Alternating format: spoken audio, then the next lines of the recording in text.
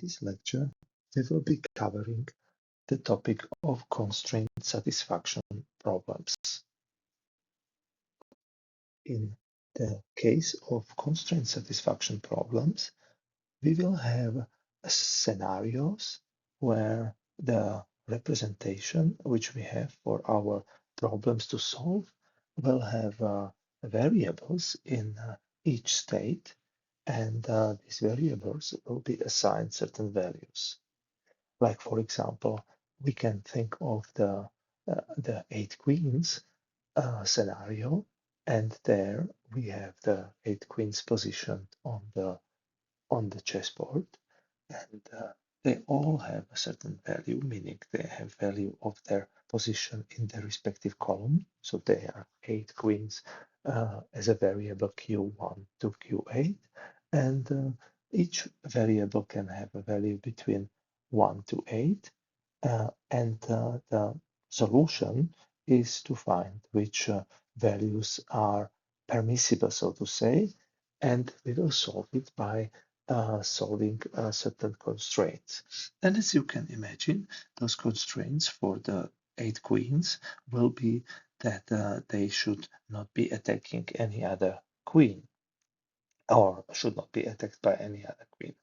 So that's a model scenario, and so we have each variable in our problem has a certain value set, and we call this value set the domain for each variable.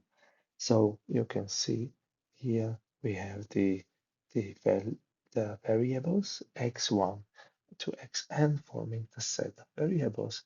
We have the set of domains where each variable is assigned a certain domain, and then we have set of constraints which are specified as which specify the allowable combination of values c1 to cn. And if all constraints are satisfied on the values, the problem is solved.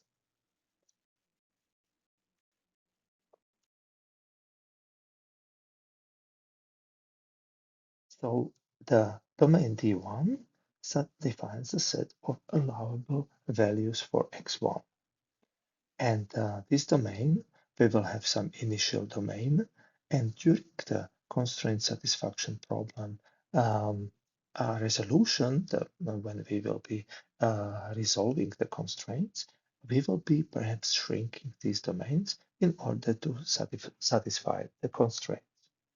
The constraint is a structure that consists of a pair, which is the scope, meaning what is the which variables are concerned in the constraint, and then there is a relationship. So the scope is a tuple of variables that participate in a constraint, and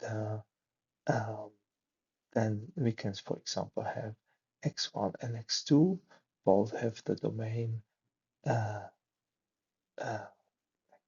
D1 domain is different from the domain D2, but they both have the same x1, x2, and x3 values for their variables.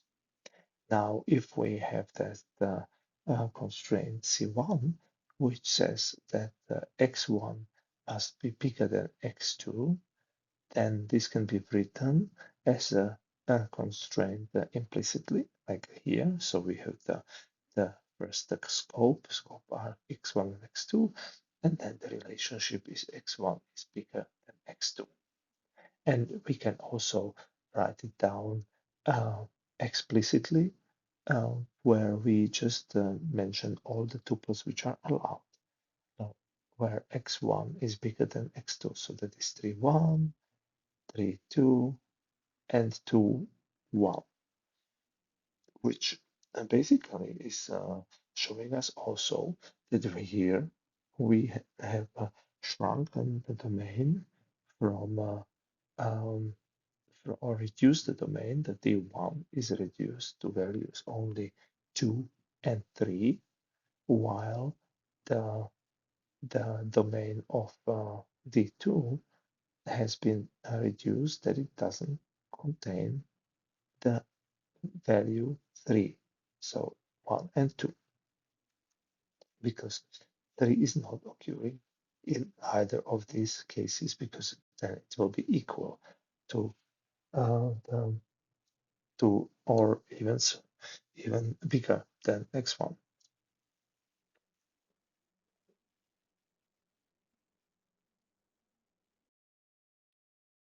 So the constraint satisfaction problems, in the nutshell, will be dealing with assignments of values to variables, where the value the v1 will be assigned to x1, and the value vj will be assigned to xj variable, and then we will have a solution if this assignment is not uh, violating any constraints.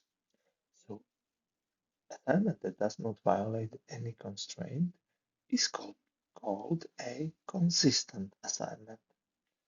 So consistent because there is no inconsistency between the variables and the constraints.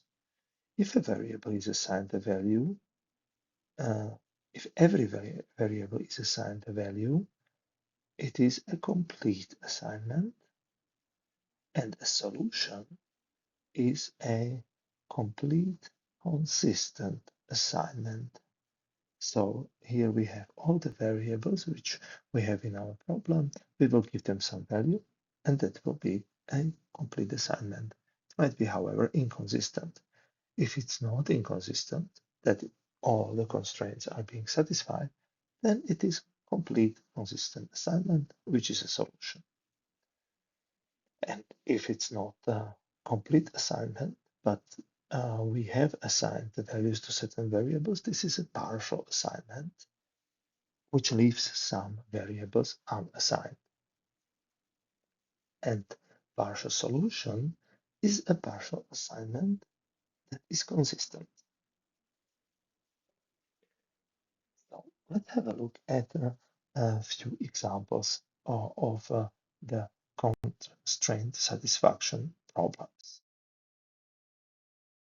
One topic which we will be looking at is a problem where we have as a task to color the states of Australia with 3 colors. So we have 3 values: red, green, and blue, which we will abbreviate here RGB.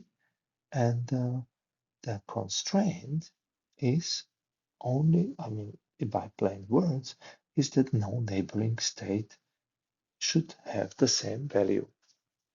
So if we think of Australia, there are 7 states, and one of these states is a nearby island, and therefore Tasmania doesn't really have a constraint on color because it is not neighboring uh, another state, strictly speaking, because there is a sea in between. So which we have now, the set of variables will be our states. So we can see that we have the Western Australia as one state, Northern Territories, Queensland, the New South Wales, Victoria, Southern Australia, and Tasmania. So here, funnily enough, we have variables, and they are actually representing states of a country.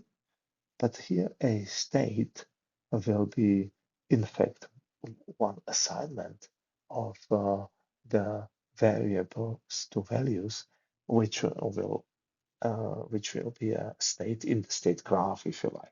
So here we will have to be careful. What is the meaning of the word state in this case? So we have the set of domains D1 to D7, and the initial assignment is that the domain can take three values, R, G, and B.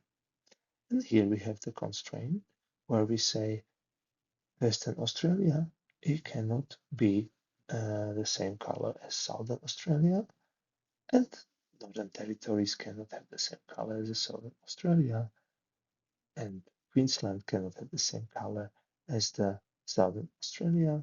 New South Wales cannot have the same assignment as Southern Australia. Victoria cannot have the same assignment or value as the as Southern Australia.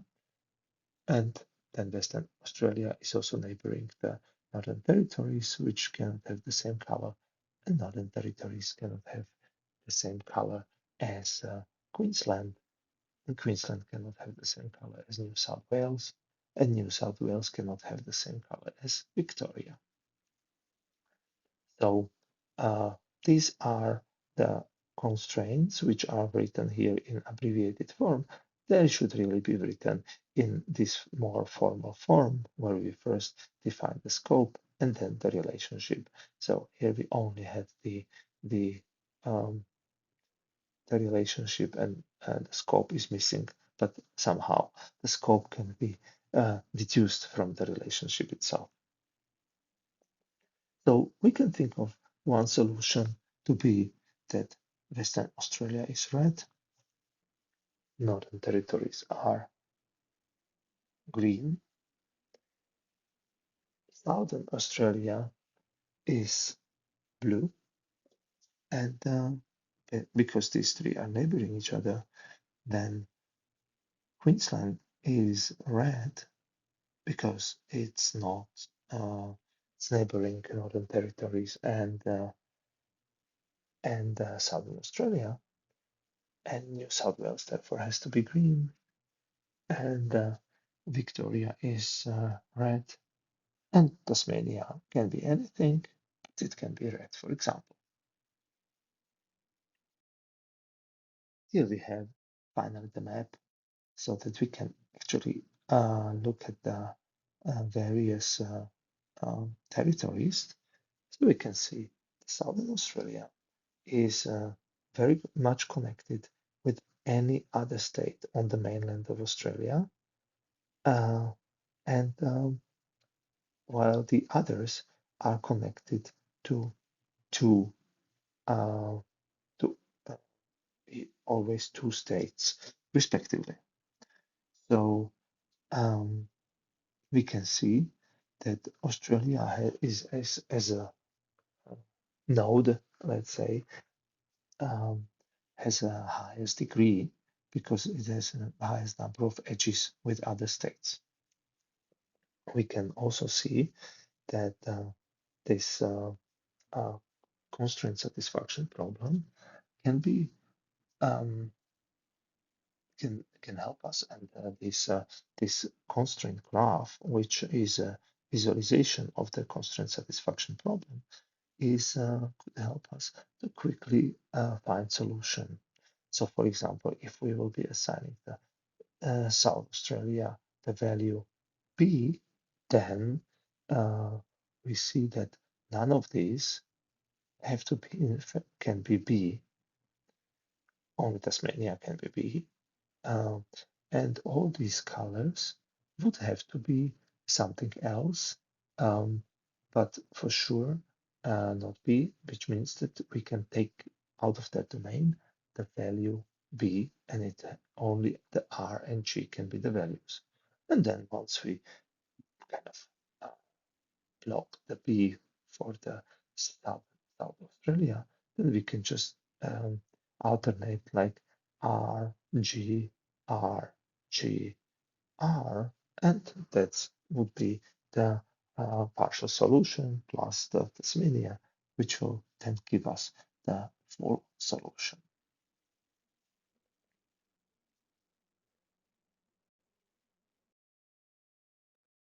Let's have a look at another example from the constraint satisfaction problem, which illustrates its qualities for especially for job scheduling tasks. So here we have a um, car which is to be um, assembled, and the car has several parts, and obviously the car has to be built in a certain order, one part after each other. And in our car assembly scheduling example, we will have a limitation on the tool set, which will limit the parallel assembly of the same part, for example. And of course, as I said, we can only assemble some parts once some previous parts have been assembled. And then there is a certain time that needs to be considered because we want the assembly to be within a certain uh, time to be completed. So we have uh, 15 variables, which are the axles, like we will be talking for the car only to install the tire wheels related parts in this example. So we will have the front and back axle, which is the part on which you install then the four wheels, two in front axle, two in the back axle. And then we also will have uh, the nuts which need to be tightened for each wheel to fixate it to the axle, and then we will affix the hubcaps on each wheel, and finally we will inspect the assembly, uh, whether it is everything is correct or not. So these are all the tasks which we are defining here, and you can see that we can um, formalize this job of our assembly into 15 variables, where one variable is axle front, axle back, wheel right front, wheel left front, wheel right back, wheel left back, then nuts right front, nuts left front, nuts right back, nuts left back, and then we have the final assembly pieces, the hubcaps, right front, left front, right back, left back, and we have the inspection as the final part of our final assembly. So this is the another example, and now we will have to look at what constraints can we see as a part of this example. So that were the variables. And now the constraints are that one constraint group is the precedence constraints, meaning that no task can be completed before other unnecessary task is completed before. Like, for example, that we assume that the axles are installed, need to be installed first, and that is formulated by the fact that the wheels are installed after the axles. And the formula here tells us that the AF front axle plus 10 is smaller than WRF, and it means that the number 10 here is the time, because we will have this scheduling will be basically assigning us the time of completion for or actually a start of the assembly for a certain part um, uh, in this scheduling task. So if the AF will be, let's say, 1, it will be starting to be assembled in the first minute, then the wheel can be then assembled um, on the axle, the front wheel on the front axle, right one or the left one. So we see therefore here the other variable can be installed in uh, 10 minutes after, because 10 minutes will be the completion time of the axle installation. And once the axle is installed, so in the minute of 11, either the left wheel or the right wheel can be installed. And uh, then we have also the the same for the back axle. So axle back and is putting the constraints on the start assembly time for the right on and also for the left wheel. And then we have um, the same story is about the nuts. So the nuts can be installed only 1 minute after we started installing the wheel. So the wheel installation is pretty quick, and um, but it takes 1 unit of the time here, and then the nuts, respective nuts, can be installed after this is completed. And that holds for the front part and the back part as well. And finally, we have after the nuts, which take 2 minutes of installation, we will be installing the hub caps. And this is shown in the set of 4 constraints in the on the bottom. So with this, we will have all the precedence constraints, which give us the order of how things have to be assembled.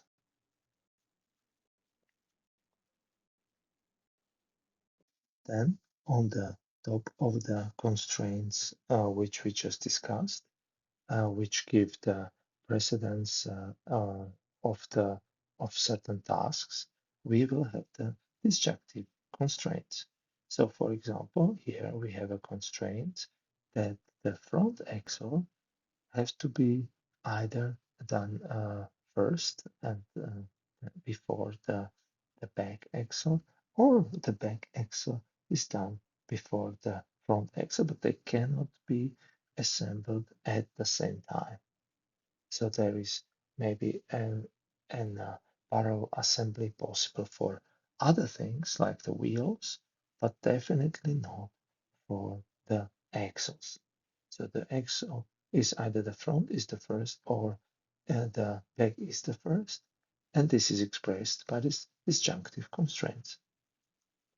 One more constraint here is that the inspection comes last and takes 3 minutes. So there will be that the x plus dx is smaller um, than I, which is the inspection, and the uh, that is the precedence case where the dx we will have here the um, the so we will need um, one more constraint here that I needs to be smaller than uh, than 30 minus 3 so that everything is completed in time. So that could be another constraint which we do not have formulated here formally, but it is formulated. Uh, it could be formulated by the taking the last two bullet points into account, and that will lead us to a constraint that then I is first. There is a precedence constraint, and then that the I must be smaller equal to 27. And with this, we have the job scheduling task formally specified, and now assignment to all of these variables need to proceed so that we have a consistent assignment, meaning that no constraint is violated, and we have also the uh, complete assignment that all variables have a value. And then we have a solution, we have a job scheduling task done, and the um, actual assembly can proceed according to this plan. Then we can have a look after seeing these examples at various of these constraint satisfaction problems, or what type of characteristics do they have. So we have been dealing and will be dealing with constraint satisfaction problems which have the so-called finite domain, meaning that, and it's discrete, meaning that we have some final amount of numbers which are specified, and which are the values, permissible values within the domain of each variable. And we have seen that the map coloring or the job scheduling were the cases of such constraint satisfaction problems. Then we have the 8 queens, which are which have been mentioned before, and again we can have the uh, the constraint satisfaction problem formulated where the queens have the form the variables q1 to q8, where each queen is kind of responsible for one column on the chessboard, and the di from 1 to 8 is then responsible, is defining the rows for the values. So each queen is then assigned a particular row, and then the constraints will be expressing that no queens can be on the same row or the diagonal. So these are the simplest constraint satisfaction problems. And we can see that obviously the domain can be also not finite, but it could be infinite domain. Like we still can deal with values which are integer values. However, we will have the set of natural numbers, for example, forming a domain of a certain problem. In such a case, it's not a very big complication overall, only that the constraint can be formulated only implicitly and not as explicit tuples of values, because we have infinite number of values. And then we have also constraint satisfaction problems, which are uh, acting on continuous domains. So the domain is a set of the permissible values are real numbers, and that will lead to the more complicated form of CSPs, which really then map to or to real world cases in operations research, such as scheduling the time of observations using the Hubble telescope in the astronomical studies. And such real world cases can be then solved by the so-called linear programming, which we will not be covering here, where the constraints are linear equalities or inequalities and can be solved in polynomial time.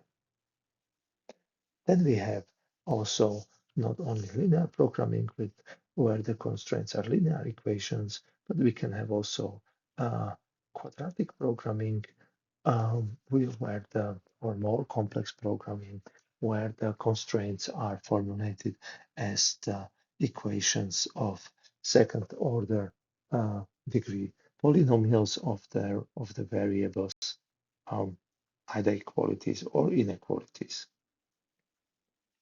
So these are more complex forms of constraint satisfaction problems.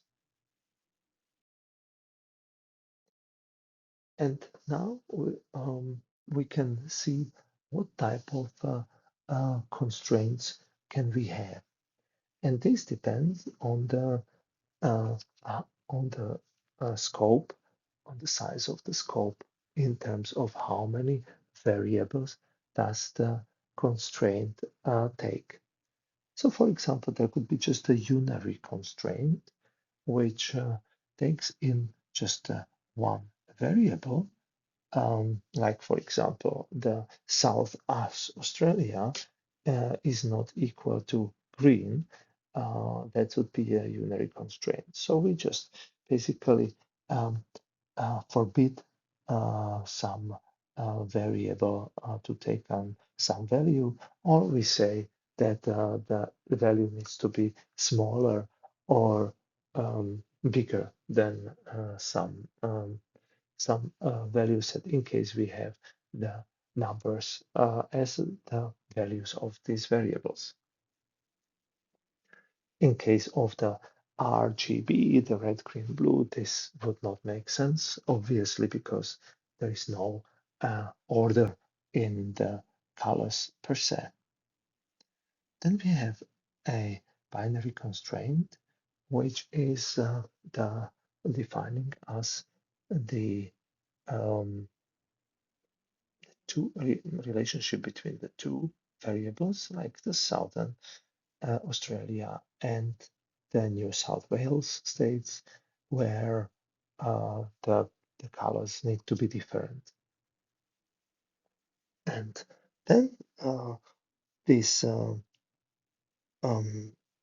if we have only the constraint satisfaction problem, which contains the constraints which are binary constraints, that then we can create this is called the binary CSP, and that can be represented as a constraint graph. And then we have constraints naturally which can involve more of the variables, and they um, they would be, for example, the ternary constraints, where three variables will be involved in a certain constraint formulation. And then there could be some other types of constraints, like, for example, in the case of the queens on the chessboard, um, one of the constraints which naturally would be there, is that the constraint that all variables need to take on a different value. So this is the all diff constraint, which will force each variable not to take a value which is already assigned. These are like hard constraints, and we will be dealing with these hard constraints in our um, uh, algorithms which resolve these constraints, which we will be talking about in shortly. However, there are also constraints which are soft constraints in the constraint satisfaction problems, and they are not absolute constraints and can be like it's a preference, it's a soft constraint. So you prefer to have maybe something done before something else, but if it's not possible, it's okay. It's just that the solution is less optimal, less ideal. And such not absolute constraints can be solved by optimization search methods like the path-based we discussed or the local search. Another example of the ALDIF constraint can be seen in the popular crypt arithmetic problems.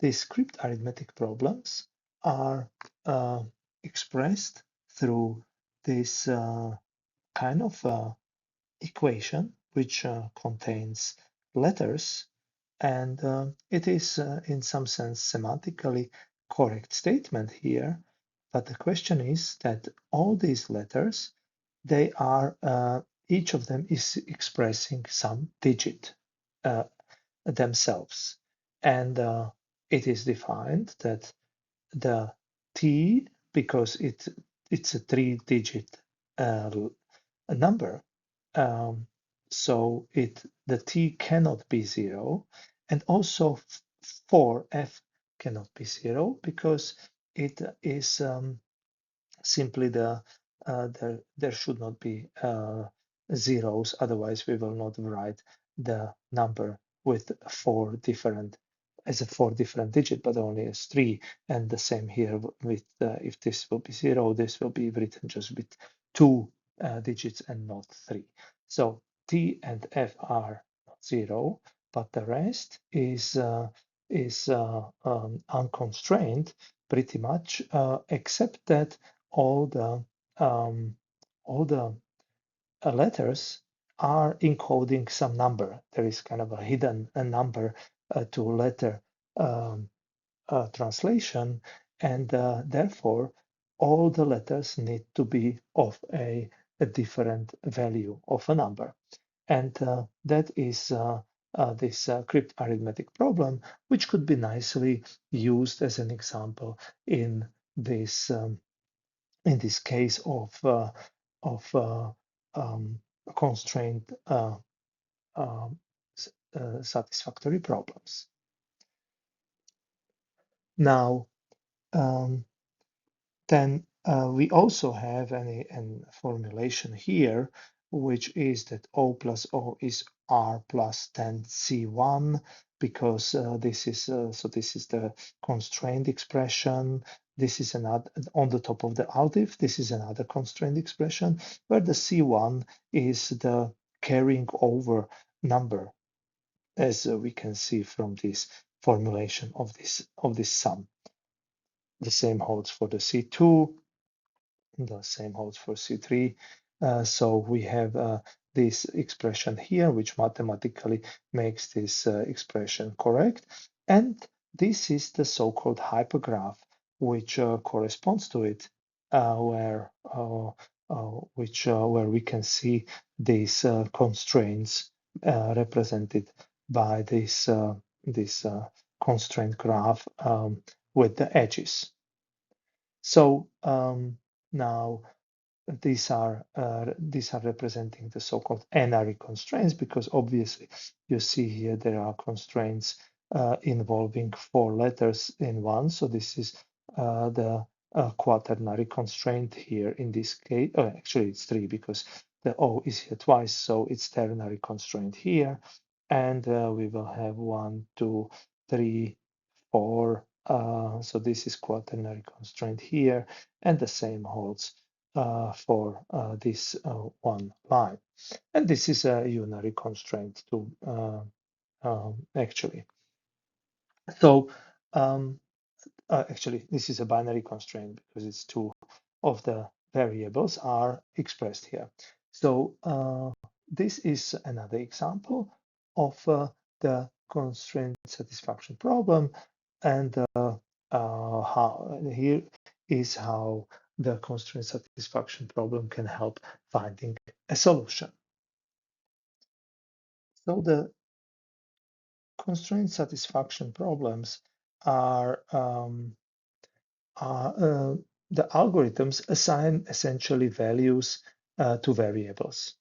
And this can be done in several ways. First of all, what we could do is we can simply have it as again, a state space, and we can generate a state space of having uh, all the states and checking or which of these states are actually a valid complete assignment. So we can, for example, have some kind of current state to the next state, and we can generate successors from the current state, and then check whether the next state fulfills the constraint. And if it does, then we can move to that state. And if it doesn't, then we choose another successor to proceed. However, so we can check for one constraint at a time, for example, and we will see how this works in the case of backtracking. Now, we can or we can do the specific type of inference, which is called the constraint propagation. And the constraint propagation will be reducing the number of legal values for a variable through a so-called local consistency. So there we will be uh, propagating the the values, legal values of a variable to other variables to reduce their legal values, so that we fulfill a constraint, so that we are consistent with a constraint. And this will lead to that we have fewer choices to consider when we make the variable assignment. So the domain of those variables will be reduced, and maybe it's even reduced such to the degree that we either solve the problem, or if a domain of a variable is reduced to zeros elements, that means that there is no consistent assignment, meaning there is no solution. So we treat each variable in in our constraint satisfaction problem as a node in a graph, uh, and each binary constraint is basically expressing an edge, or as it is called here in this context, an arc. So these arcs are connecting, these constraints are connecting the variables, and through these arcs, we can ensure that we create a consistent, um, equal constraint satisfaction problem, which will have as much reduced domains of our variables as possible, so that all the inconsistent assignments are not all, are many of inconsistent assignments are being reduced. So that's the key of the local consistency.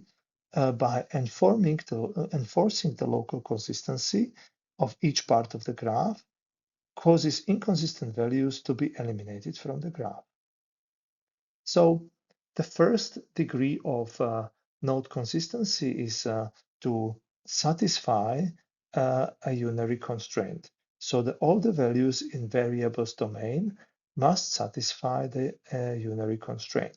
So if for our Australian map, the South Australia should not be green for some reason, then we need to reduce the South Australian domain to be only consisting of R and B letters.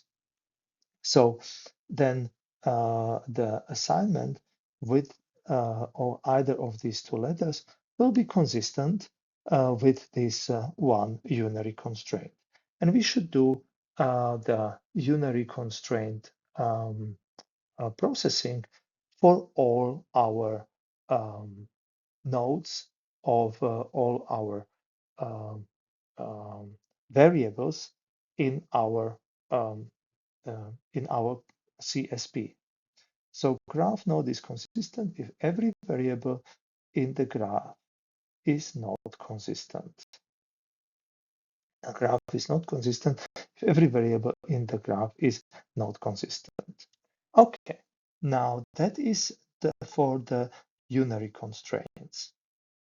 Let's have a look at the binary constraints, which are forming as the arc or edge, but in this context it is called arc in our constraint graph, binary constraint graph, as we see it in the map of Australia. So here the arc consistency means that every value in its domain satisfies variables binary constraint. So if xi variable is arc consistent with xj variable, in such a case, if for every value in the domain I related to the xi variable, there is some value in the domain j, which is the domain of the variable xj, that satisfies the binary constraint on the arc xi xj. So this means that we will have a consistency here, our consistency, if for every value in one domain, we will be able to find at least one value in the other domain, and vice versa. So and then this arc consistency is maintained.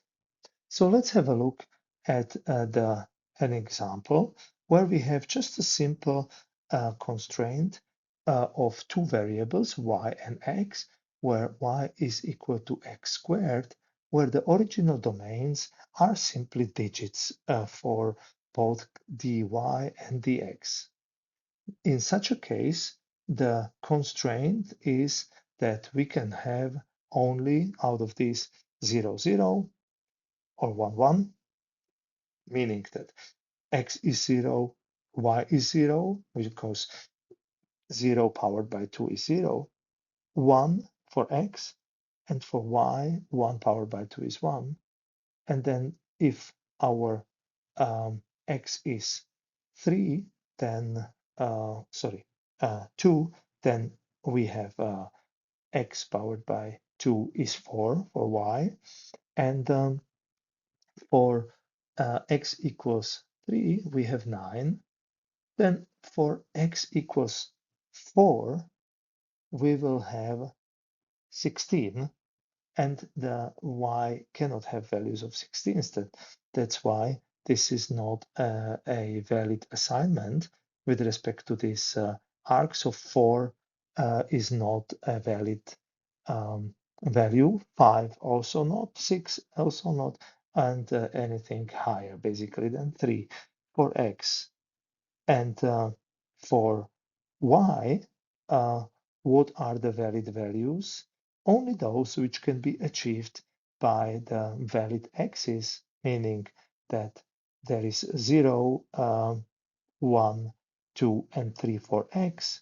That means that for y, we only have valid assignments. Valid values are 9, 4, 1, and 0, which form as valid assignments with some or at least one of the variables from the dx. So we have, through this arc consistency, we have reduced the domains such that these two variables are now arc consistent with respect to this binary constraint. So how to achieve this arc consistency? Here is the following algorithm that achieves it in a systematic way. This algorithm is known as the AC3 algorithm, arc consistency algorithm number 3, named in this way by the inventors. So it maintains a queue of arcs to consider, and it takes all the arcs or the binary constraints in the CSP, and each binary constraint becomes two arcs, two edges, basically. And so it's in the queue is simply mentioned twice. It pops one arc, one edge, like xi, xj, from the queue and make xi are consistent with respect to xj. That means that our domain di is being affected. But if there is already R consistency of xi with respect to xj, then the di might be unchanged. When it's unchanged, then simply we move to another arc because the consistency is already there. If it's not, if it's changed, if di is reduced, so that we have so that we achieve our consistency by reducing some values for the variable xi because of the constraint with xj, then we add all arcs of xi, xk of all these or xk, xi of all the neighboring variables xk, which are next to, which are neighboring xi. So not only xj, but all the ones which are neighboring with xi. And this might lead to further reductions of decay, but they are just added. These arcs are simply added to the queue to be processed. So this might lead to the reductions of decay. And so if we eventually find out that for some the domain I, it's empty set, so any domain in from any variable, not necessarily the xi mentioned here, but any domain is empty set, that means that the CSP has no consistent solution and returns a failure. If that's not the case, we will be checking the arcs for consistency until no arcs are in the queue anymore. And once the queue is empty, then we have basically propagated all this binary constraint throughout the entire set of variables.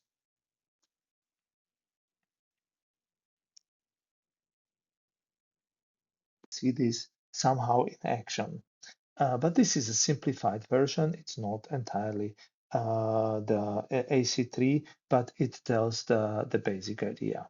So imagine that we have an empty queue, um, and then we have the SA is constrained, the South Australia is constrained that it has to have a blue color for the Australian state painting problem. Now, what we will do here is that we will then add all the arcs which are related to our um, uh, South uh, South Australia. So all these individual constraints, so all the neighbors of South Australia are added here as constraints. We should actually add here it in both directions, but for the sake of space, this is now limited to this one direction. Now we will be processing the constraint of what impact does South Australia reduction of the domain have on the uh, Western Australia, and there is it if this is if so the South Australia is B, then the domain of the Western Australia is reduced, so the B is no longer part of the domain. And this also adds further more one more neighbor, which is the Northern Territories here with respect to the Western Australia. So now we have more of these constraints, and those are all reduced in the same way as the Western Australia, so the Northern Territories, Queensland, and New South Wales are all reduced this way. Also the Victoria.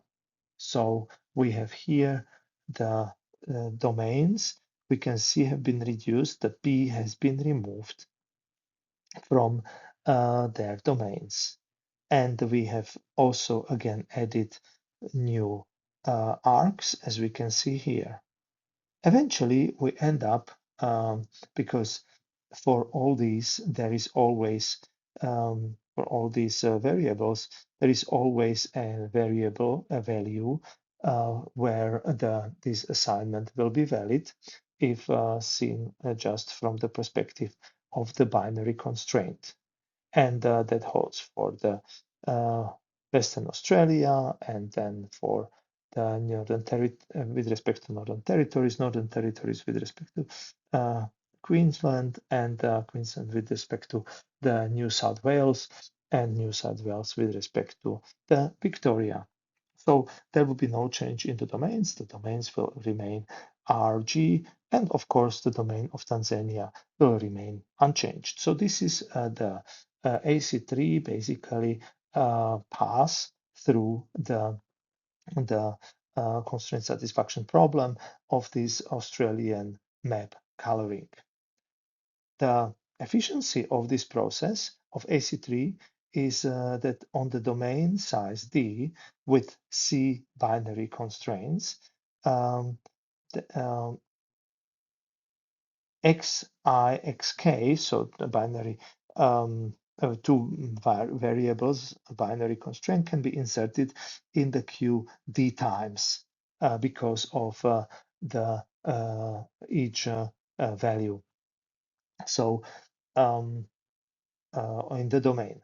So, and therefore, consistency checking of an arc is d squared, and therefore, the worst case is that our performance is in the big O notation is c times d cubed.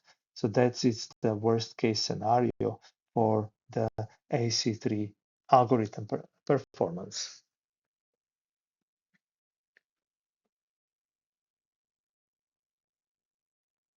Uh, in the previous case of the R consistency, the AC3 algorithm is, and the R consistency itself, is checking only whether the binary constraints are consistent. Somehow in, although we propagate these constraints throughout all the variables, we do not perform a somehow a higher degree consistency than between these two variables.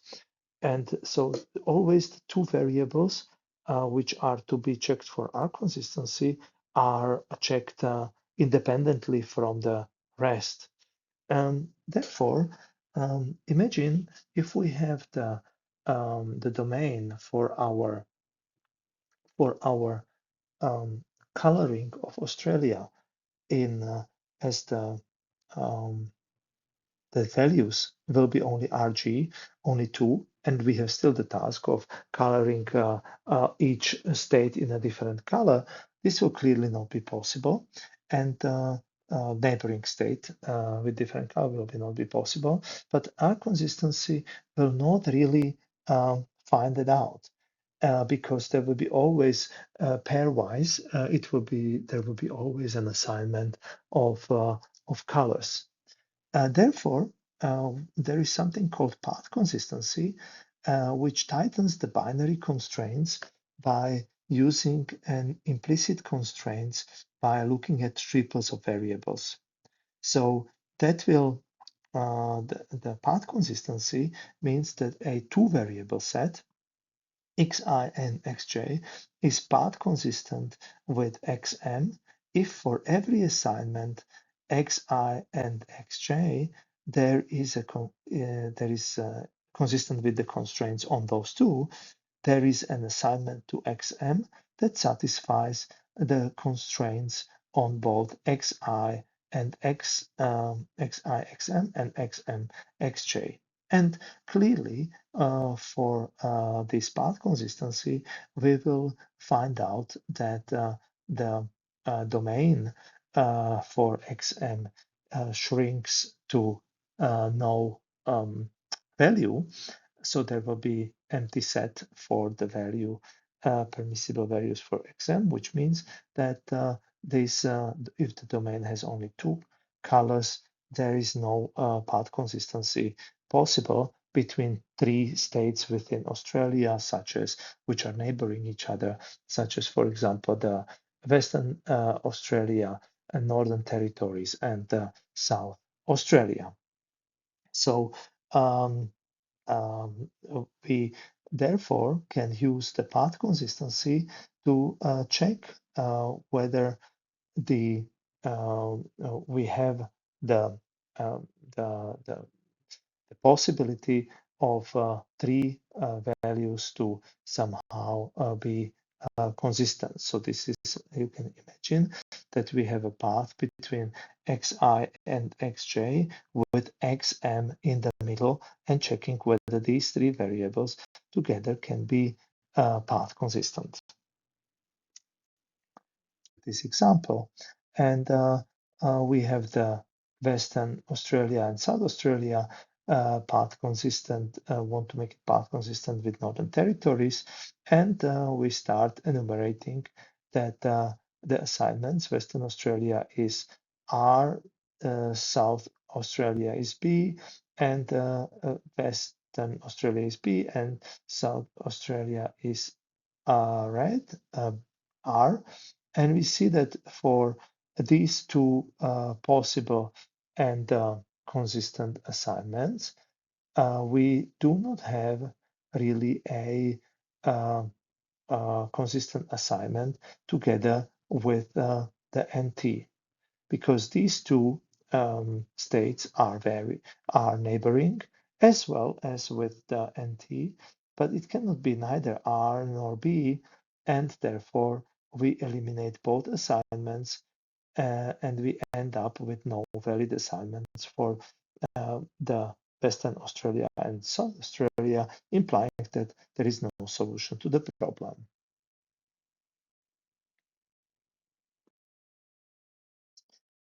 Then we have a generalization of the node consistency, R consistency, and so on to a so-called K consistency. And the constraint satisfaction problem is K consistent if for any set K minus 1 variables and for any consistent assignment to those variables, a consistent value can be always assigned to the kth variable. So we have K minus 1 variables, and there is a consistent assignment between those, and we have a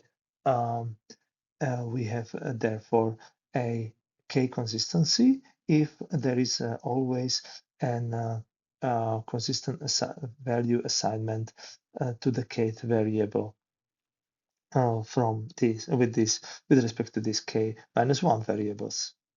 So so for K equals 1, obviously this is a node consistency. For R consistency, this is K equals 2, and path consistency for binary constraint graphs is when the K is 3. So, and then we have some definition of a strong K consistency if if that the CSP is strongly k consistent, if it is also k minus 1 consistent, k minus 2 consistent, up to down to 1 consistent. So that means that imagine that we can have, for example, some consistency like binary constraints. So we are consistent between the variables, but there is a unary constraint which is not satisfied. And even in that case, we can say that we have a two consistency. However, if we don't have a strong two consistency, strong two consistency we would have if the binary constraints as well as the unary constraints in the entire CSP are being satisfied. So if we have a strong k consistency with k variables, we can obtain a solution as follows. The solution is that choose one consistent value for x1, one of them. Then choose a two consistent value for x2 given the value x1. And then you go until you repeat until you choose the k consistent value for xk given all the previous variables, and that is the complete assignment. So the total runtime for this process of choosing the values for the k variables when we have already the strong k consistent CSP is the k squared d, and for all the k variables. And that means, you can imagine that if we choose x1, then we do not need to check against anything. But if we have then x, in the second case, we need to go through the variables of x2 to check which one in particular is consistent with the um, with the chosen x1, because not all of them will be. And then the same we need to do for um, the uh, all the other variables, which will therefore lead to the overall k squared um, uh, uh, times d complexity. This k powered by 2 comes from the fact that in the first pass we do not need to go through any previous domains. We just choose pick one value. But in the second pass we need to go once through the domain of x2, so to pick the suitable value for x1. And then in the case of the xk, we need to go k minus 1 times through the domain to pick the good value uh, for the 1 to k minus 1. So therefore, this in total comes to the k squared times the length of the domain. Then we have specific approaches how to deal with global constraints. One global constraint is is the ALDI, for example, and generally the global constraints are involving arbitrary number of variables, not necessarily all the variables in our constraint satisfaction problem. So for our diff constraint, we can check whether they're for consistency in the following way. All the variables must have a distinct values. So for example, if we have m variables and at the same time we have only n entries in the domain, we automatically know that this constraint cannot be satisfied. then if this is not the case, we can still check for the consistency in a way that algorithmically that we first take all the variables xi which have only one value, so the singleton value, and then remove these from the constraint, but also remove the particular value from all of the domains of all other variables. And then we will repeat this as long as there is a singleton variable, meaning that it only has one value. And if all of these have been removed and their respective values have been removed from the domains of all the other variables, then we are finished with our systematic approach. And then we can check if any domain which was produced is empty. And if that's the case, there are um, uh, um, that means that we have an inconsistency. Or if we end up with more variables after we remove all the singleton ones, if we end up with more variables than the domain values left, then again an inconsistency has been detected. So this is how we can deal with in an automatic algorithmic way to check for this specific global constraint of diff or all diff. Then, so for example, we can also see this case in the case of the map of Australia, where if we have, for example, the assignment that the New South Wales is red, and at the same time the Western Australia is red, that means that these two are red, and mm, which seems okay at the first glance because they are very far from each other. But we know that the South Africa and Northern Territories and Queensland, so these three um, states between the uh, Western Australia and New South Wales are connected actually with a all diff. So they all need to be different. And as we see, because we already have taken the red color from all of these, because we are connected with the New South Wales and Western Australia to each time two of these three variables. So then this all diff will show us that we have three variables, but only two values. So the constraint is violated, and therefore this is not a valid partial or consistent partial assignment. Then we have a so-called resource constraint, which is called at most, and this is useful for scheduling and resource assignment problems.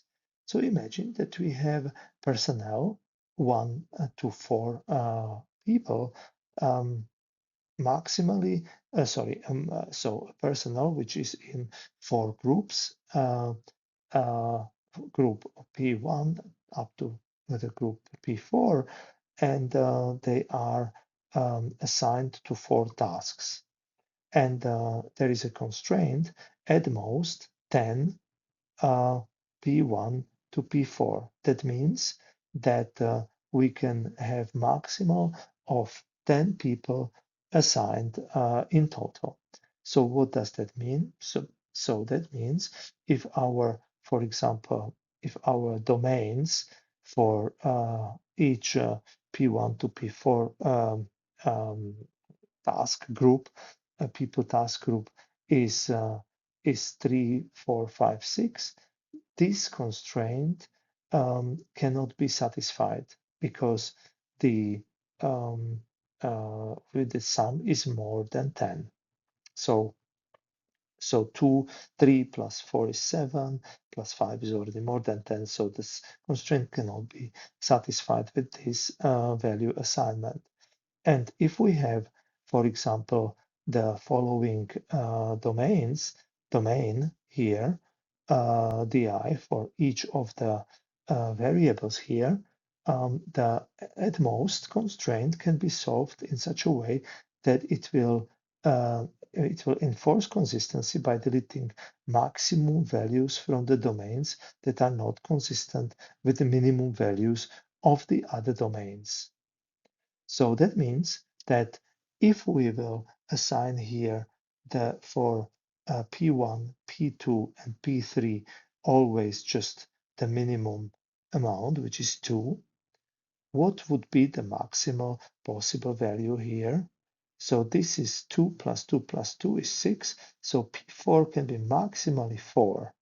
And therefore, we are deleting the maximum value that are not consistent with the minimum values of the other domains, meaning we will be then removing from the domain, reducing the domain by the value 5 and 6.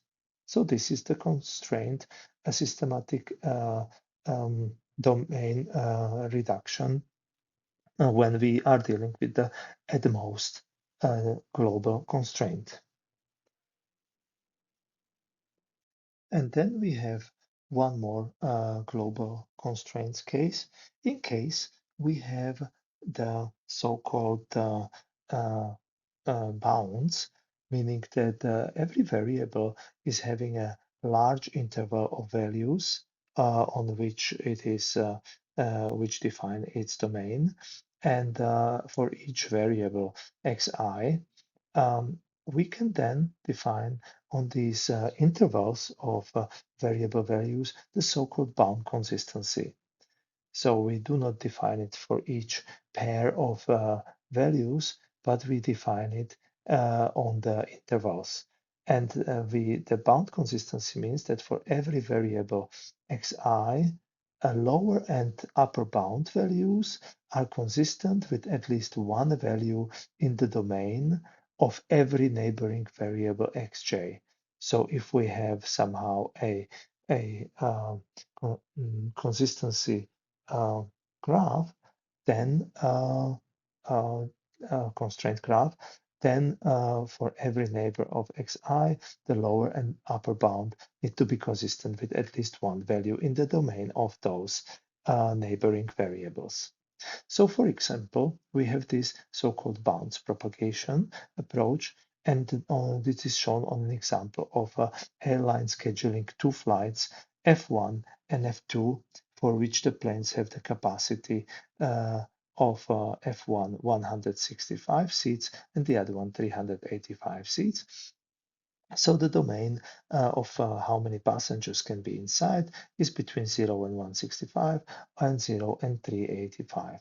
And at the same time, we have a constraint that these two flights must together carry exactly 420 passengers. And that's why if we have this constraint, the bounds propagation will mean that we cannot take, for example, twice 0 passengers because that will not sum up to 420, and therefore we need to adjust the bounds. Like if we have the the for all 385 will be used for the second plane, that's still not enough for 420, and we need 35 more seats in the first plane, the smaller plane here. So that's why the bounds can have to be adjusted to be at least 35 here. And 165 is kept because we can have 165 uh, possible seats still available. And if we have 165 seats possibly available, then we in the bigger plane we only need to occupy 255 seats, and therefore we are adjusting here this with instead of 0, it goes between 255 to 385. So 385 is basically paired with the 35, and 255 is paired with the 165. And once we increase here by one value, then we can decrease here from the maximal value so that they are consistent with this constraint. So with this, we have created the so-called bound consistency.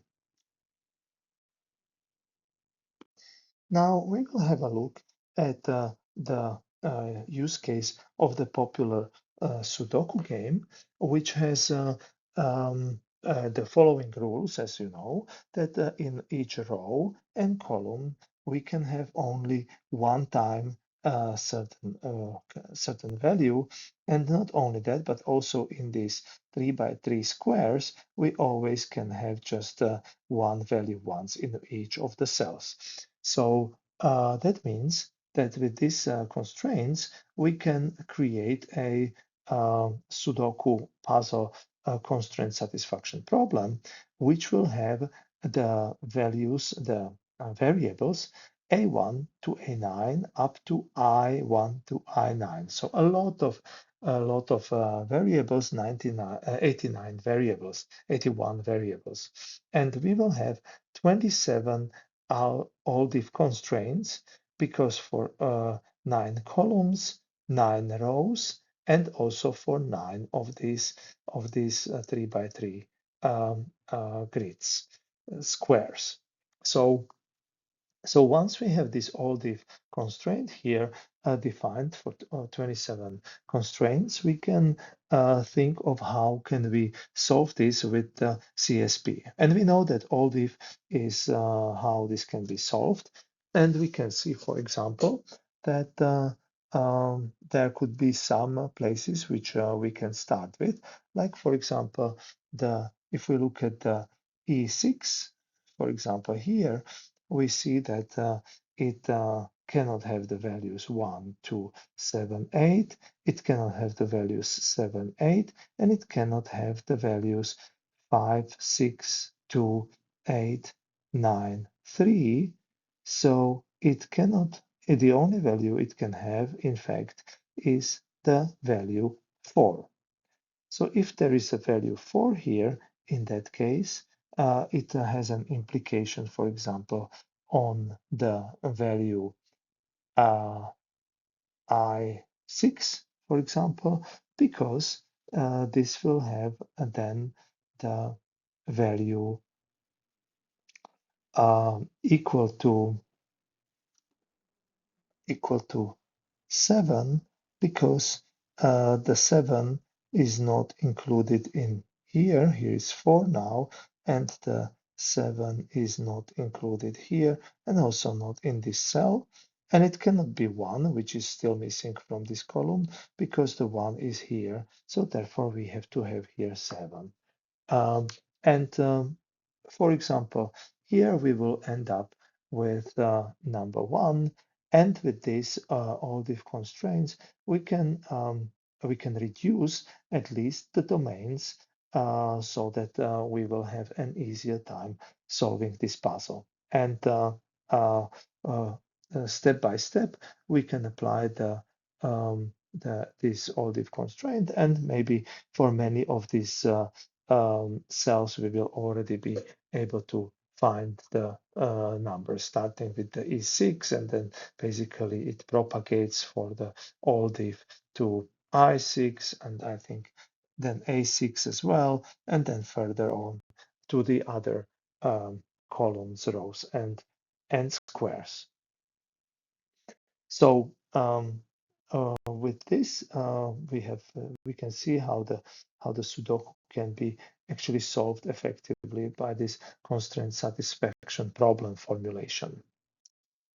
Once we perform a CSP consistency algorithm checks like the AC3, for example, or path consistency for that matter, or some um, node consistency checks, or all the other checks which we have mentioned, it might be that we still didn't really reduce to a solution, and there are still several solutions possible. So there are more values in the domains, and we need to find at least one solution.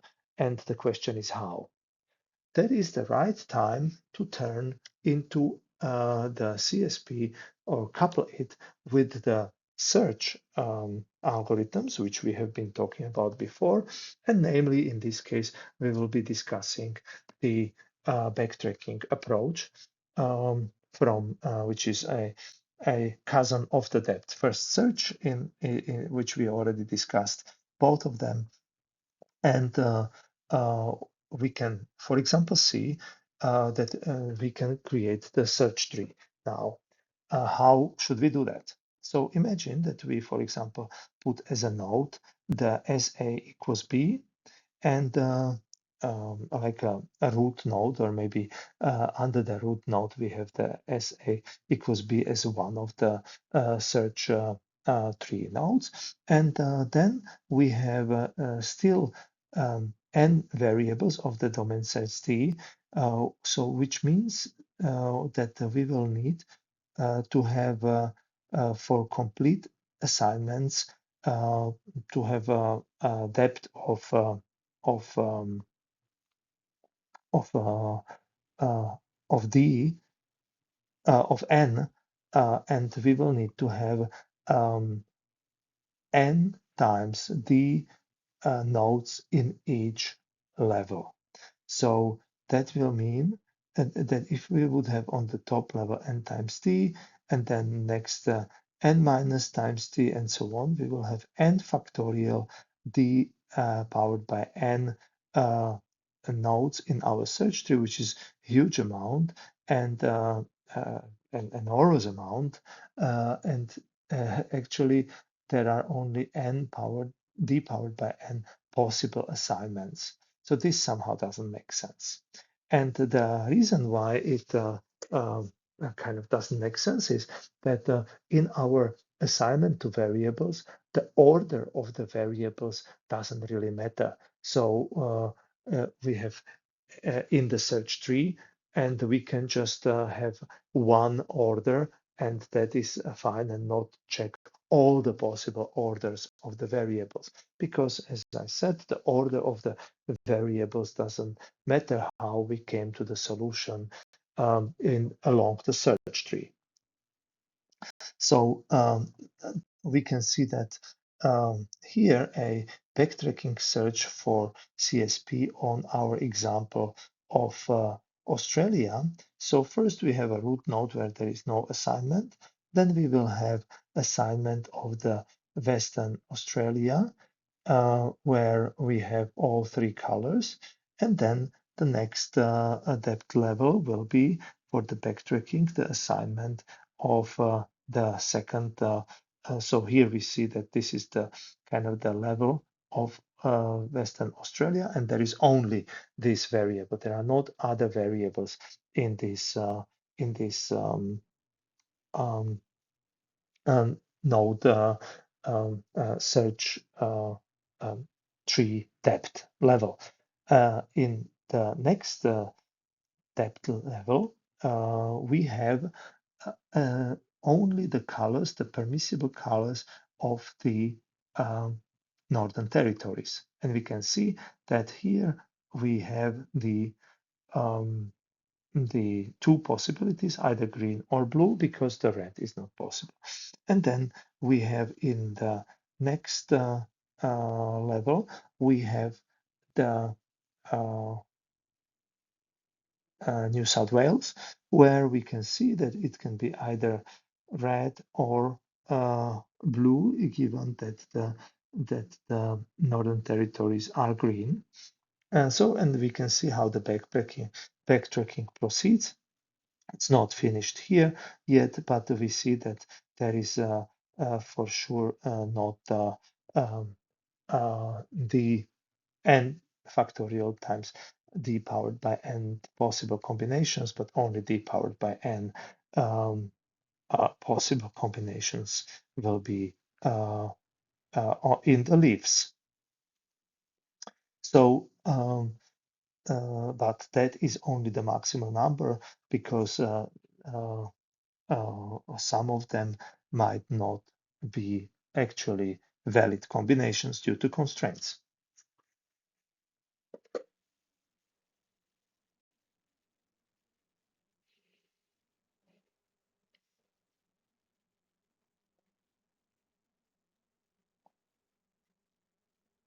now we can simply have this backtracking search applied to our color assignment problem, and we will have the solution coming in. One of the solution will be um, will be found, and that we will solve the problem. However, um, the solution can be, it can take time until we find the solution in this backtracking approach, and therefore there are several heuristics how to make this backtracking search more efficient. So for example, one is that in the question is which variable should we choose for a particular level of the search tree. So which variable should be next? And in we can, for example, take the chronological order in which we have these variables somewhere stored, or we can take a random order, which both do not really have too much of a positive effect, let's say, do not really change much, um, or randomly change something in particular case, but are not really clearly beneficial. But there is one heuristic which makes a clear cut, clear benefit, and that is the minimum remaining values heuristic. And that heuristic says that take the variable that has the fewest legal values and is the most constrained variable, and potentially that tree fails very soon because this variable is so restricting the rest of the search tree. So it limits the branching factor and gives the opportunity for early pruning. This heuristic. So this heuristic will simply be, we will find out which variable has the smallest domain, and that one we will prioritize over all other the variable choices. Another uh, uh, so, and for example, if a variable has no legal values left, so it's empty, and we choose it, then we will basically trigger failure detection and we are done. Um, then there is another heuristic, which is called degree heuristics.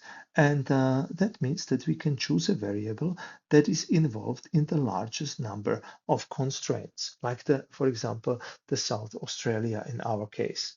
So it will be the graph node with of the constraint graph with the highest degree of constraint arcs. This is also a good heuristic, but not as powerful as the minimum remaining values. And generally, it is very useful for defining the root node or the first node, like we have the first three colors for the Western Australia in the previous slide. So if the wisest would be to take the southern South Australia instead. That will reduce the overall branching factor in the subsequent trees because it will constrain other choice of the colors in the which the other subsequent nodes can take. If two variables have the same number of legal values, we should use the one which has higher node degree. And that will be kind of a tiebreaker in the minimum remaining values heuristic. And we will therefore choose the one which will be slightly more beneficial due to the higher degree of the node. So these are heuristics with respect to variables, and there are also heuristics which are related with respect to which values should we uh, promote in like the first value in the as the coloring for once we choose a variable, then the question is how should we order the different colors or the different values? So which one should go first? And in that case, the value ordering should be that that we take actually the value that rules out the fewest choices for the neighboring um, unassigned variables. So that means that we take a value first, which is actually not restricting for the other neighbors, which will be still not assigned and will be at lower levels of our backtracking search tree.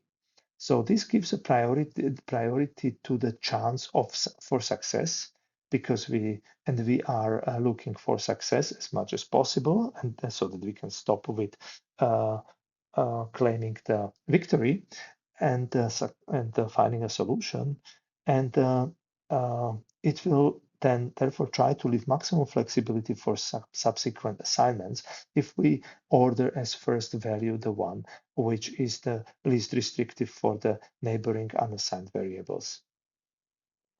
And this makes sense to do so that we can have earlier solution if we are interested only one solution. If we want all solutions, then this doesn't really make a difference.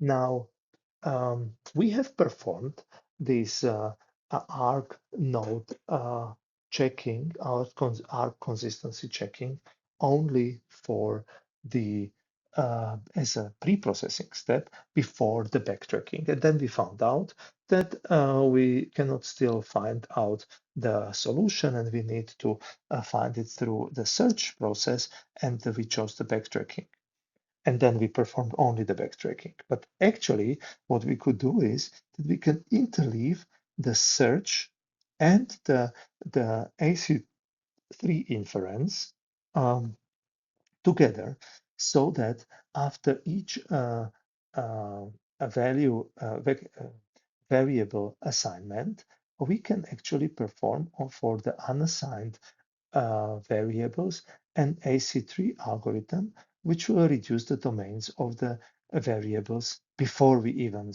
search in the next level. So this makes to reduce the domains as the search progresses. And that could be done, for example, in a simpler way, even than the AC3. We can do it with forward check, so-called forward checking.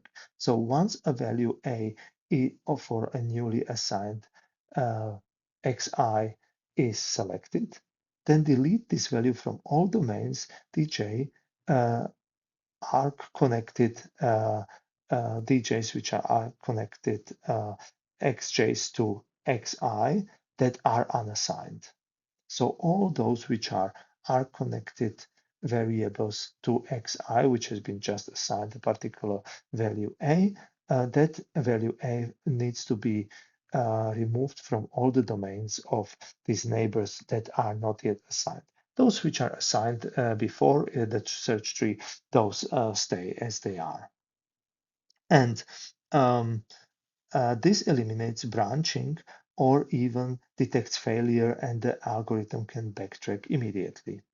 So, and forward checking can be seen as computing the information for these minimum remaining values, because once we reduce the domain, then we can choose the variable which has the most smallest domain, which this forward checking will do this reduction for us. And um,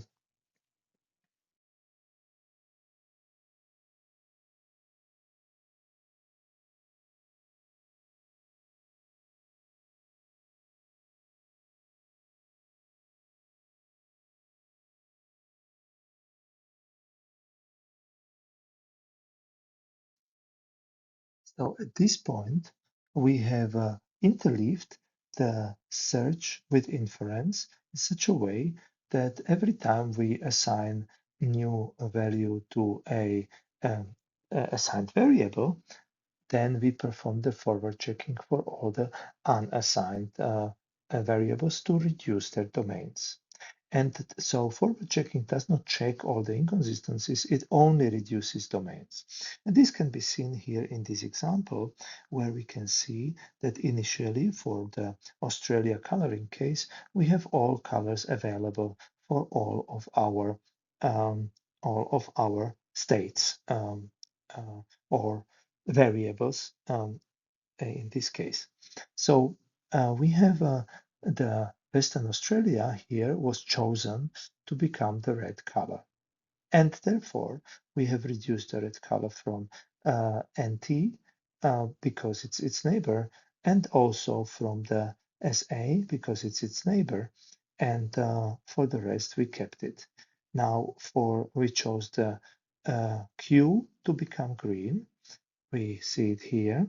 And this assignment has therefore reduced the NT. Also, the green is away from here.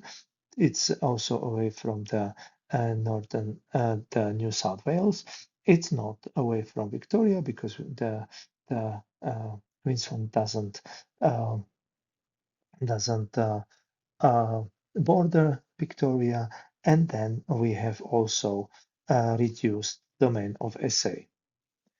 And then after we assign, for example, the Victoria to be blue, then we end up with an empty set for the SA and we have a failure. But so that we found out with the forward checking. However, we could have found it out actually with even earlier, because we can see that here Northern Territories are blue, and also the SA is blue too.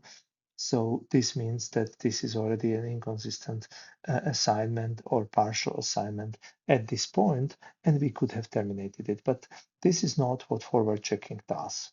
And therefore, we could actually use the maintaining R consistency approach, the MAC, where we instead run a full inconsistency check using an approach which is based on AC3.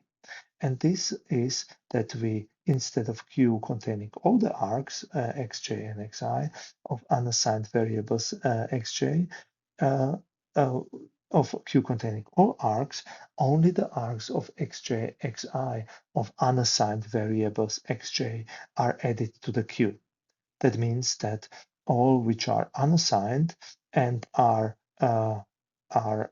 connected to the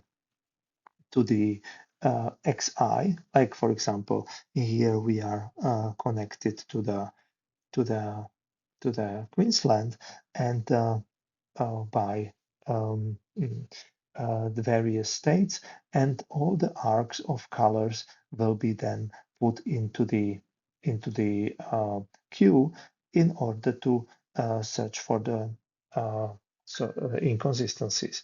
And here we would, for example, find this problem which we have at this point. So if any DJs is reduced to an empty set, we backtrack, and um, afterwards, after passing this MAC, and the MAC is more powerful than forward checking, and it actually also includes all the forward checking domain reductions, but does more than that.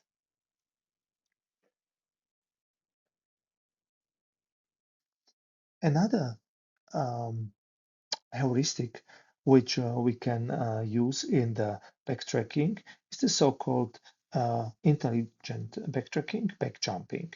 And it means that if we have the so-called chronological backtracking, if we have a some failure during our search traversal, then we can uh, backtrack, and we backtrack to its parent, to the node's parent. And imagine that we have a scenario where we have a fixed ordering of our variables. So this is on the lowest depth, one more depth, and so on.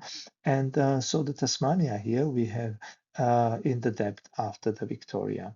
And when we are assigning now, SA, every value would violate the constraint in that would be the particular scenario, and the backtracking would therefore go back to the T node. But that doesn't make sense because the T is independent from the rest of the assignments because it's not connected in the constraint graph. Therefore, it would make sense to jump over the T and go to the variable level for the Victoria instead, or for any other of these variables, which are actually causing the conflict. So instead of back jumping to a variable that instead we should be back jumping to a variable that reduced the domain of SA that might lead that would uh, uh, might lead us faster to the solution. Just backtracking to the T will not help us to go to solution because we will start exploring the uh, the the children of the T node further, and there will be no point of doing that because the SA will not have a solution because it's independent from the T, and we should jump over to Victoria, or better to say, uh, to a variable that had reduced the domain of the South Australia. So each unassigned XJ variable that stores a uh, should store a conflict set. And this conflict set is once the set of variables was reduced for the domain of the domain DJ, then we need to keep track of which variable did the reduction, and that will be forming the conflict set. So, so for example, we can have such a conflict set being constructed by this forward checking, or for the mark, for example. And then when back jumping, then when it detects failure at xj, um, the algorithm will backtrack to the variable that was most recently added to the conflict set. So to the last one, which has reduced the domain of xj. Well, it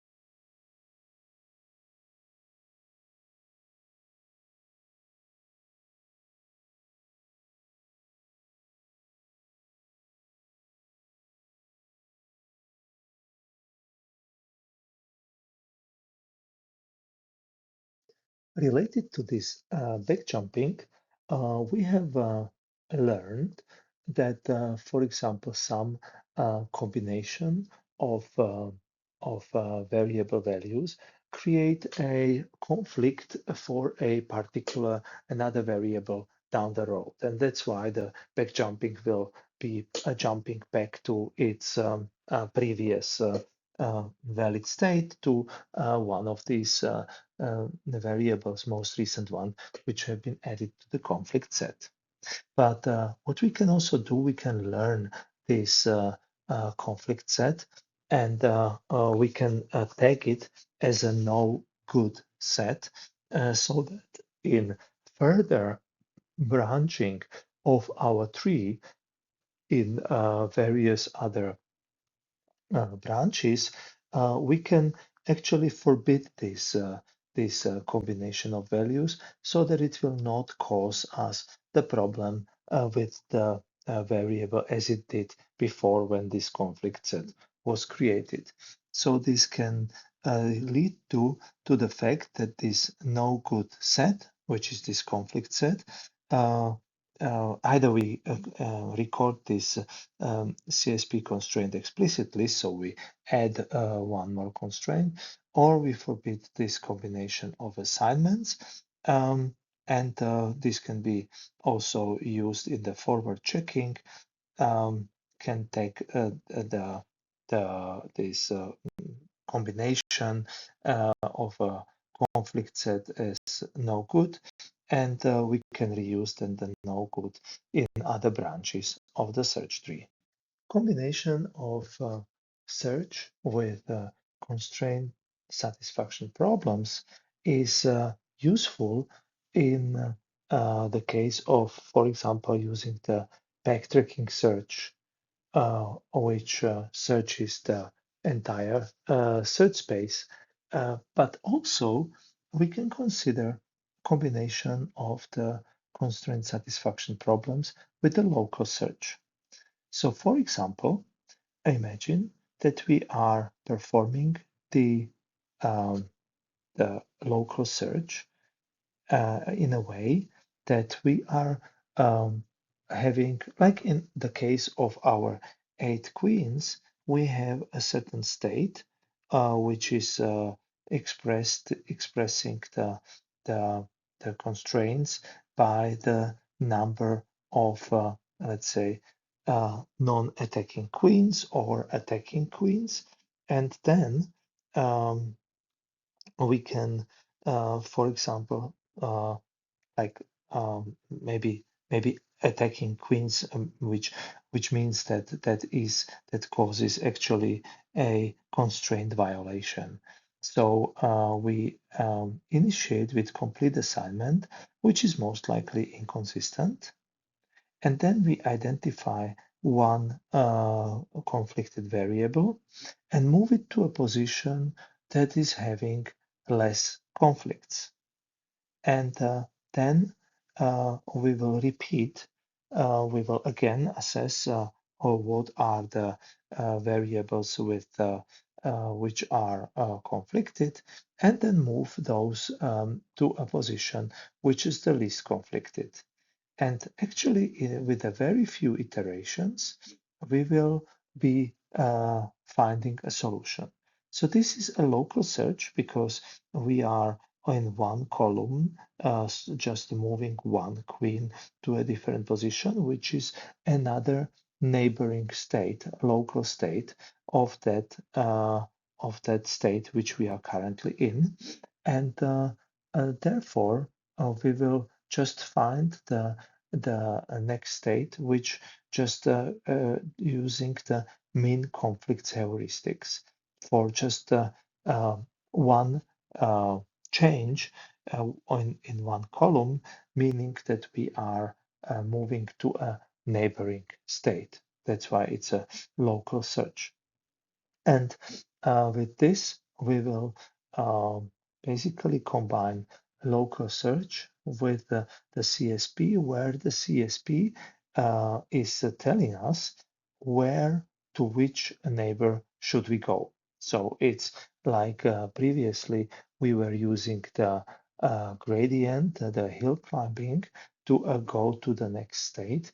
Here we will be using the CSP to make a decision where to go for the next neighboring state.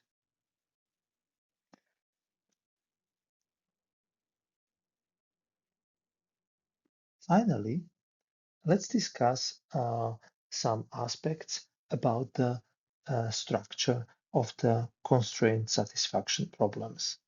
Sometimes the topology of the um, constraint graph can give us some hints how to reduce a certain complexity.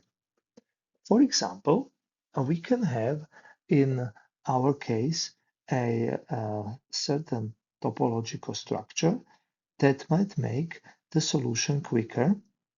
For example, like we decompose a problem into subproblems, and that significantly reduces the problem's time complexity.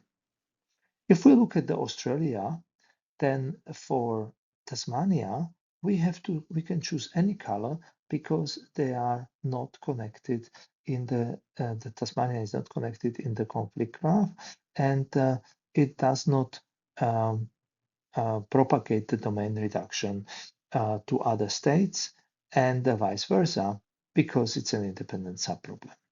And we can generalize this observation that for any connected component, CSPI, which is like a sub problem of our constraint satisfaction problem. There are several subproblems indexed with this I index, and then we have an assignment SI.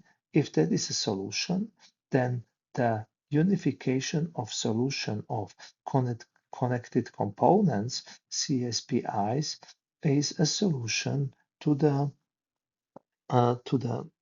union of the CSPIs, meaning the entire CSP in case entire CSP. So this is how we can find the solution by solving the subproblems and putting it all together. So for each CSPI, which has C variables out of n variables, so we have like a cluster. Then we have n divided by c subproblems in total, which take d powered by c time to solve, as that's the complexity of the CSP, where the d is the domain size.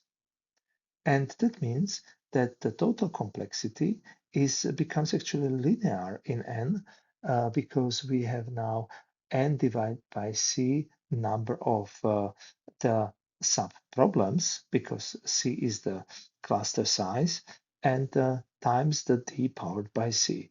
So even if we increase the number, the n, if we have the same cluster sizes, we will not have an scaling which is exponential, but actually linear in n, while the original complexity is exponential in n. And that can really significantly reduce the problems if we identify that we have that we can solve the sub problems by let's say backtracking in individual sub problems instead of combining all the variables which actually do not have any influence with each other because they are independent from each other.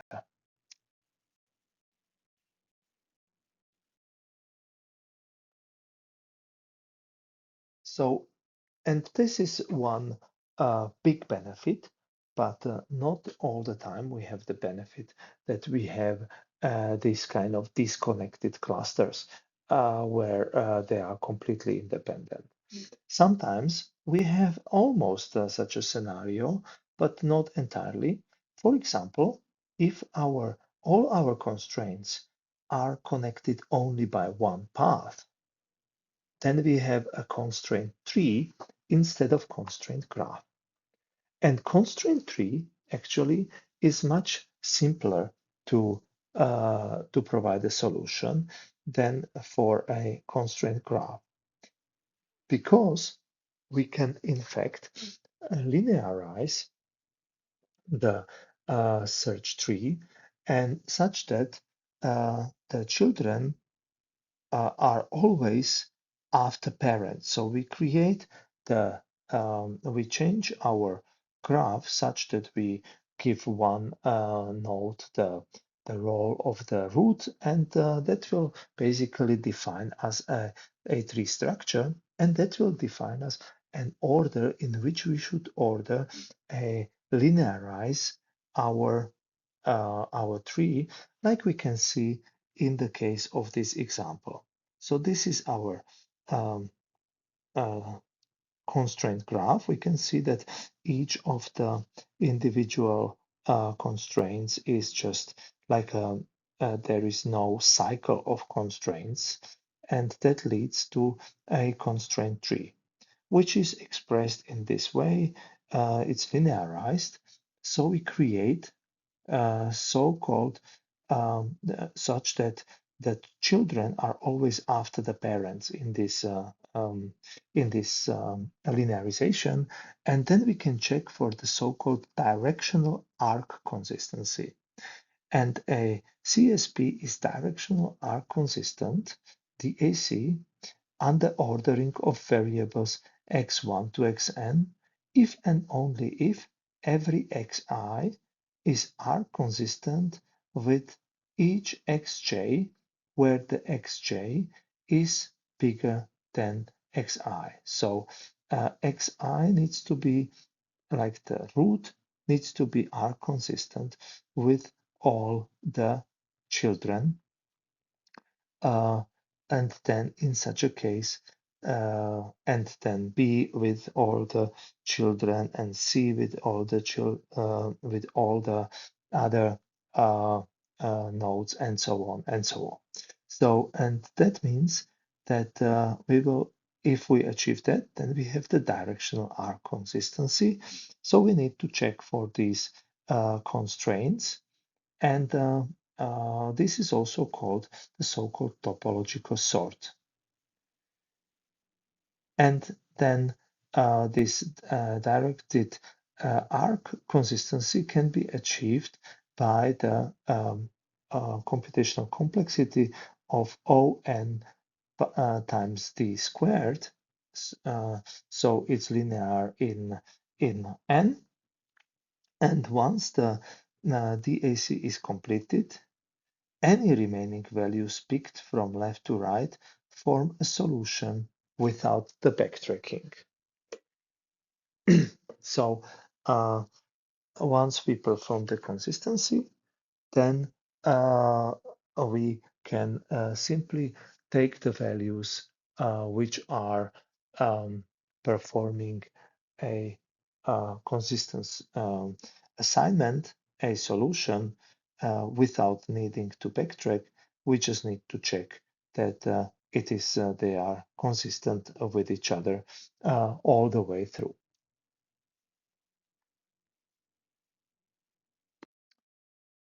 So sometimes we cannot really have a tree in our uh, structure of the constraint graph, but we can maybe relatively easily create one. Like, for example, in our case of Australia, we can, let's say, fix the value of South Australia to B and use AC3 to reduce the domains. And then we will have just a very simple tree here, which we can then perform the DAC method on the uh, directed arc consistency. And however, the solution or is fixated around the SA is equal B. And this assignment might be wrong, as we would need really a search tree for all these options normally in the backtracking. So we need to check also for another options. If we don't find this as a solution, we need to try all the values for SA and then perform AC3 and then the directional arc consistency. So in general, for such a tree decomposition, as it is called, we can choose a subset, or actually this is a constraint, reducing a constraint graph to a tree. We can choose a subset S of CSP variables such that the constraint graph becomes a tree. And then each possible assignment of variables S needs to be that satisfies all the constraints on S. For each of those, we remove from the domains the remaining variables of the remaining variables any values that are inconsistent with the assignment for S. And then if the remaining CSP has a solution, we return it. Otherwise, together with the assignment of S. If not, then we loop in this for loop for all the assignments until we find a solution. And if we loop until the end and we don't find a solution, then we have a failure.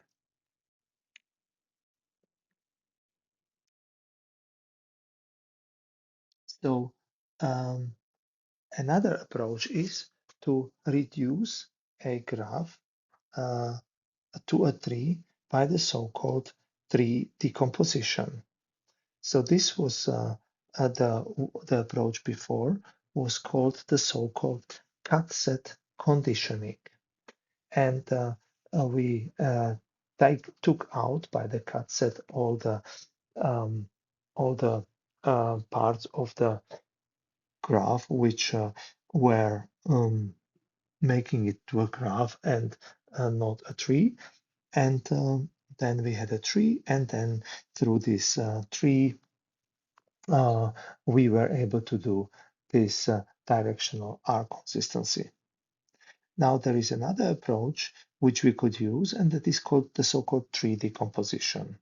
And the tree decomposition reduces the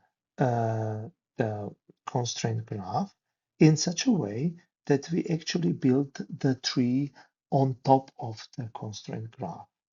In such a we will see it on the next slide in the graphics, but each node of the tree consists of set of variables and not only one variable, and every variable in the original problem must appear at least in one of these new three nodes. If two variables are connected by a constraint, they must appear together in at least one of the three nodes. And if variable appears in two nodes of the tree, it must appear in all nodes of the path between these two nodes. Then we create the tuples of values consistent within each node. Then we linearize the tree and perform the DAC on the tuple of values instead of only on the values. So that is the approach how we can perform this tree decomposition. And we can see it here in this case of Australia, where we have created this tree structure here. And this tree structure here, as you can see, contains three nodes from the original graph, which are uh, uh, connected by the constraint graph originally. And this is the valid tree decomposition. And now we will have the new single tuple variables, which are called SANTWA. So this is this node now, and SANTQ, and then all the other and these other two as well. So, and we can use the DAC on the assignment. So we choose one combination of the values, and then make sure that we choose another combination of values here, which of course the repeated nodes need to have the same value, and the third one will need to have a value which is consistent with the assignment before, and then we proceed further. So these two would need to have the same value, and we basically go through all the tuples such that we create the consistency. And once we have a full consistent assignment, then we have a solution by this tree decomposition approach. And of course, Tasmania is separate, but as we know, we can assign it to any color as it is not part of the constraint graph. With this, we conclude our discussion on the constraint satisfaction problems, and we will look into other topics of the lecture series on data analytics. This lecture set has been based on the book Artificial Intelligence: A Modern Approach, and also on the lecture design of Professor Xingao at KAUST.